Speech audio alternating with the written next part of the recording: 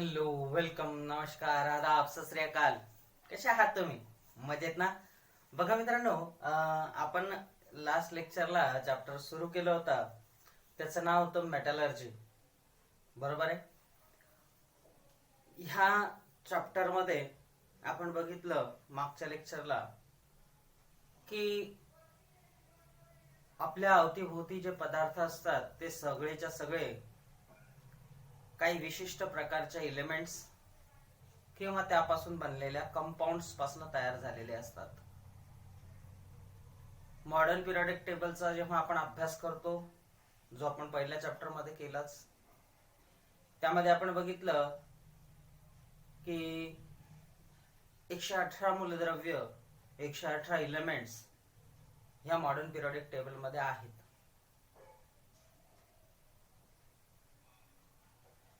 At the earlier time, these elements were classified as metals, non-metals, and metalloids.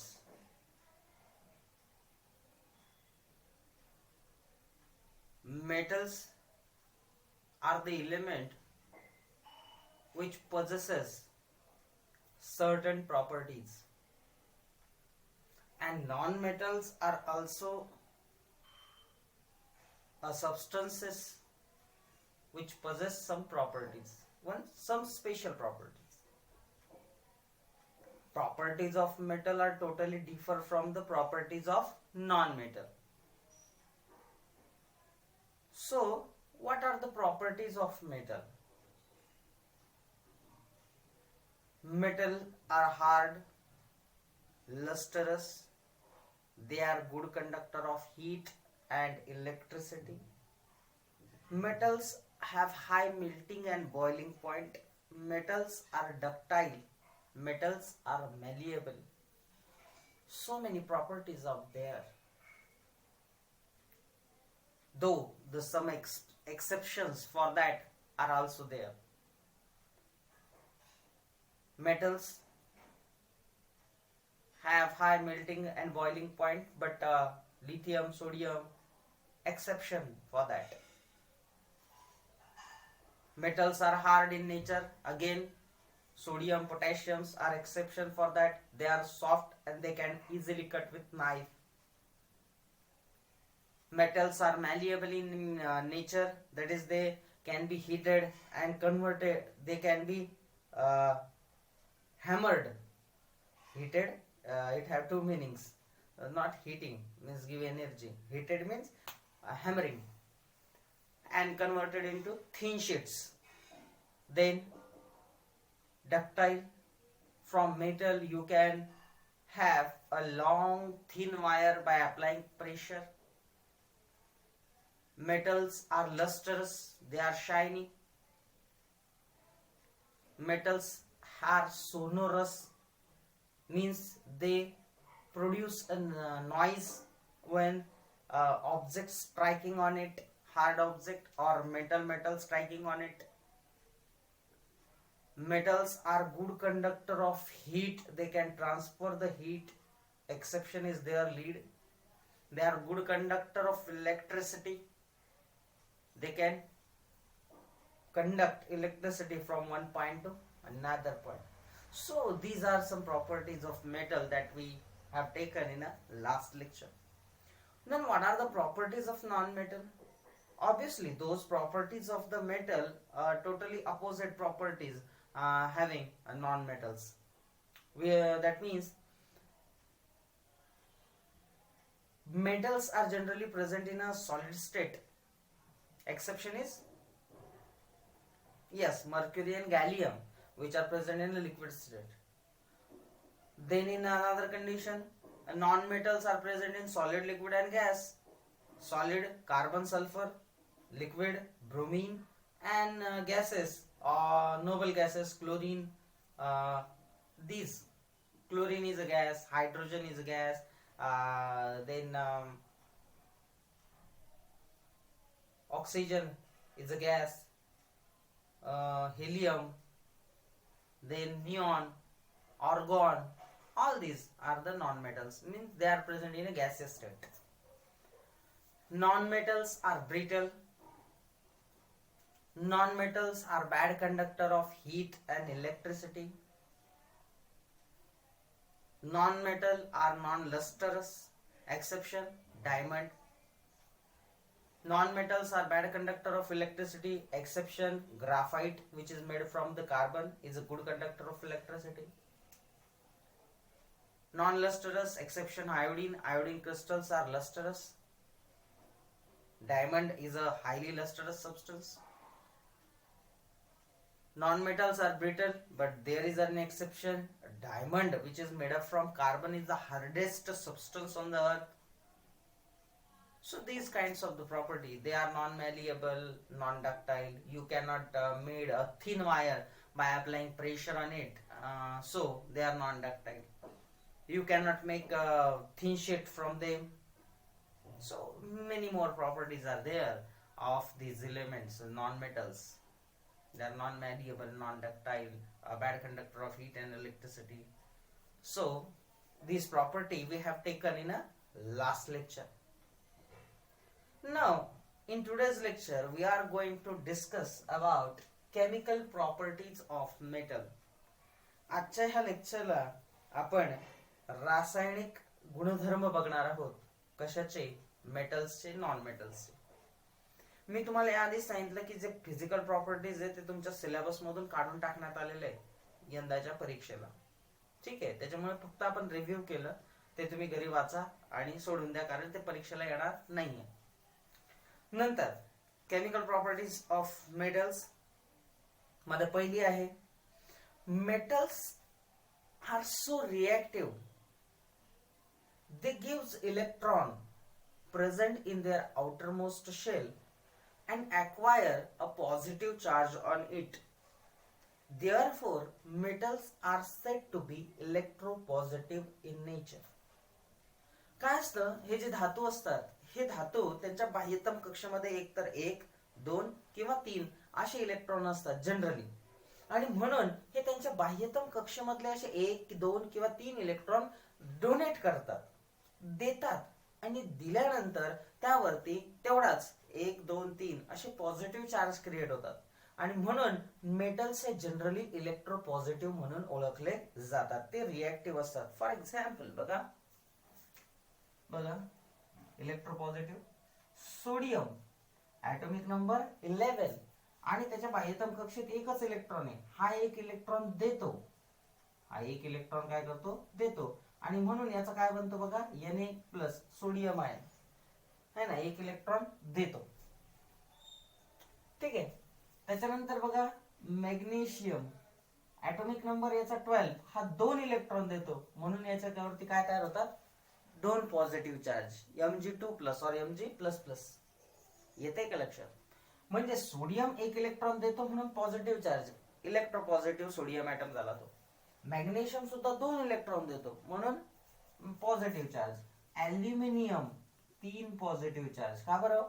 Because it having atomic number 13, having 3 electrons in outermost shell, and it has tendency to donate 3 electrons which are present in the outermost shell, and that's why aluminium is also electropositive. So generally metals are very reactive, right?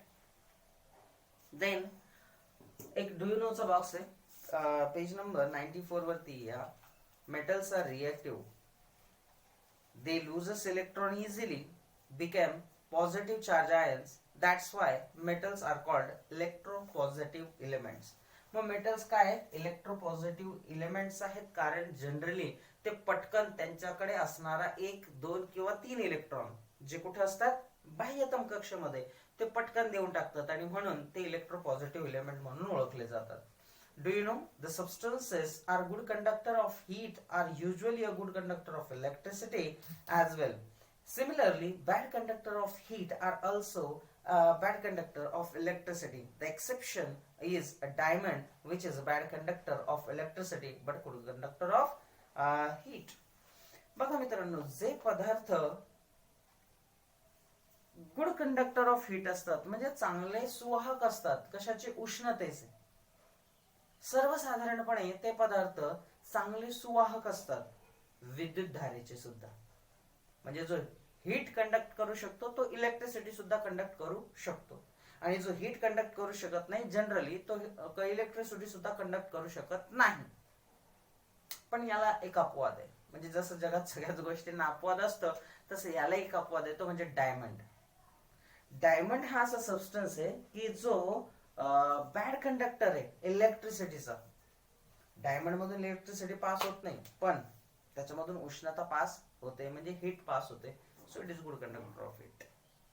त्याच्यानंतर आपल्याला chemical properties of metal मध्ये शिकायची आहे पहिली, ती म्हणजे reaction with metal.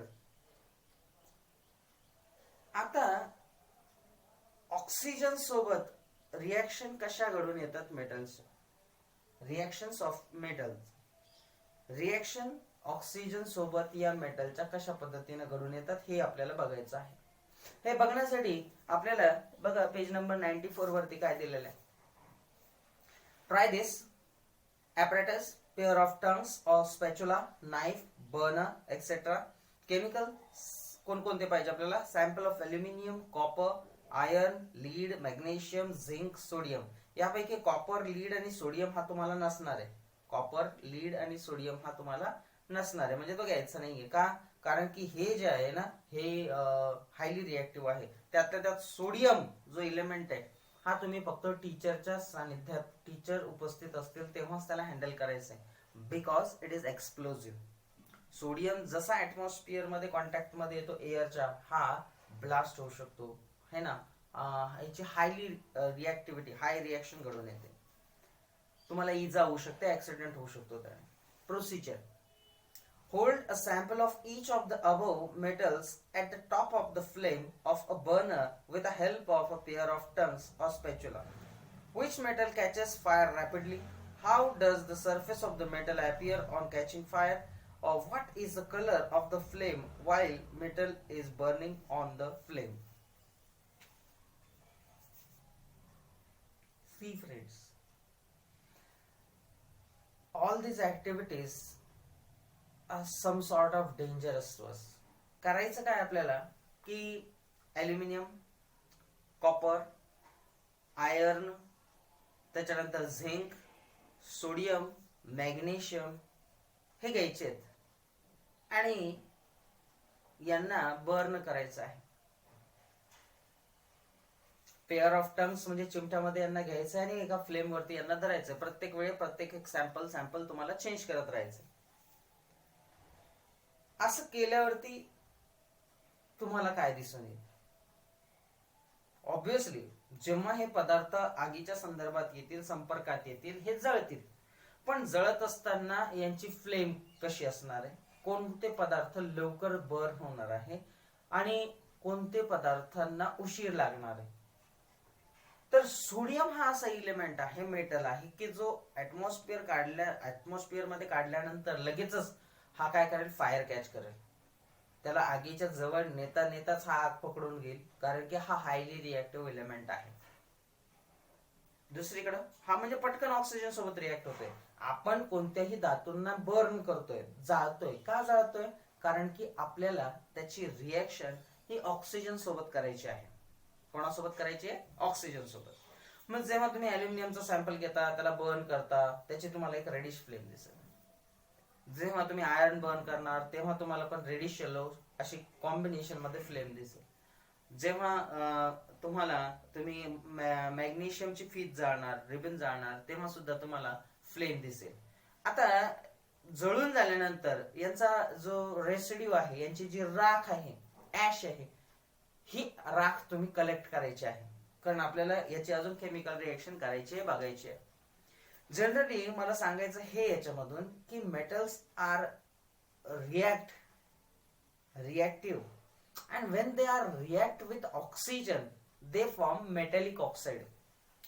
धातू जेव्हा ऑक्सिजनच्या सानिध्यात जाळले जातात तेव्हा हे धातूंचे ऑक्साइड्स तयार करतात.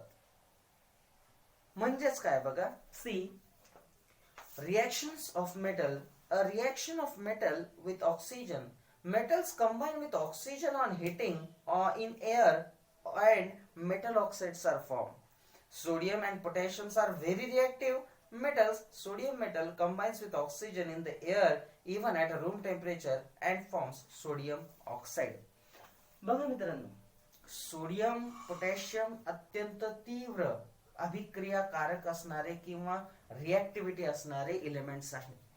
मग सोडियम जेव्हा रिॲक्ट होतो ऑक्सिजन सोबत, बघा यातला ए reaction of metal with oxygen. When metals are react with oxygen, they form metallic oxide. For example, 4 times of Na sodium, it react with twice of O2 oxygen सोबत. बघा ना, कोणतीही वस्तू आपण जाळतो तेव्हा हवेमध्ये ऑक्सिजन असतो, बरोबर आहे. 21% oxygen is there present in the air. So when it is burn in oxygen, what happens, the element is formed twice of Na2O. Twice of Na2O. One molecules of oxygen is sufficient because we have to balance the chemical reaction. See, 4 times of Na plus O2, it gives twice of Na2O. 4 sodium है, बेदोने 4 sodium झाले, 2 oxygen है, 2 oxygen है. Now their physical state.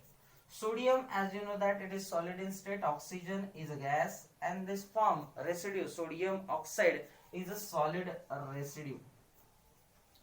Now next step. These metallic oxides are basic in nature. They are alkaline in nature. हे जे sodium oxides तयार होतात, sorry metallic oxides तयार होतात ना, मग आता इथं सोडियम ऑक्साइड तयार झालेलं आहे. हे जे मेटॅलिक ऑक्साइड असतात हे बेसिक नेचरचे असतात. कोणत्या नेचरचे असतात? बेसिक नेचरचे असतात, अल्कलाइन नेचरचे असतात. म्हणजे बघा, जेव्हा हे रिएक्ट होतात पाण्यासोबत तेव्हा हे अल्कली तयार करतात. For example Na2O sodium oxide, when treated with water H2O, it forms twice of NaOH. आणि सोडियम हायड्रॉक्साइड हा काय आहे? बेस आहे. सोडियम हायड्रॉक्साइड हा काय आहे? बेस आहे, अल्कली आहे. ठीक आहे, बघा रिएक्शन बॅलन्स आहे का? Twice of Na, twice of Na. 2 hydrogen, हे बघा 2 हायड्रोजन, 1 ऑक्सिजन आणि हा 1 ऑक्सिजन, हे बघा 2 ऑक्सिजन. 2 ने मल्टिप्लाय केलेला आहे NaOH ला. So base is form. Now please see how magnesium is reacted. Twice of Mg plus O2, it will gives twice of MgO. मॅग्नेशियमची फीत जेव्हा ऑक्सिजनच्या संदर्भात जाळली जाते, ऑक्सिजनच्या सानिध्यात जाळली जाते, त्यावेळेस मॅग्नेशियम ऑक्साइड तयार होतो. ठीक आहे, हा MgO magnesium oxide when react with water, it forms magnesium hydroxide MgOH2. And magnesium hydroxide is also a base. It is also called as a milk of magnesia, which is used in the treatment of acidity. जेव्हा तुम्हाला hyper acidity होते तेव्हा त्याच्या treatment साठी याचा उपयोग केला जातो. ठीक आहे, मागच्या लेक्चरला आपण काय बघितलं? आपण बघितलं chemical properties of metal. Metals are electropositive in nature. They gives electron and acquire positive charge on them, so they are electropositive. Generally the metal, the element or the substance is a good conductor of heat. It is a good conductor of electricity. But a diamond is a exception for that. Diamond is a bad conductor of electricity but a good conductor of heat. When metals are react with oxygen, they form metallic oxide. And when these metallic oxide are treated with water, they gives base. That means metallic oxides are basic in nature. Very important statement. Metallic oxides are basic in nature. metallic oxides are basic in nature, right? Reactions of metal with water हा part आपण घेणार आहे, पण कधी? पुढच्या लेक्चरला. तोपर्यंत घरातच राहा, सुरक्षित राहा आणि शिकत राहा. शिकणं थांबवू नका. धन्यवाद.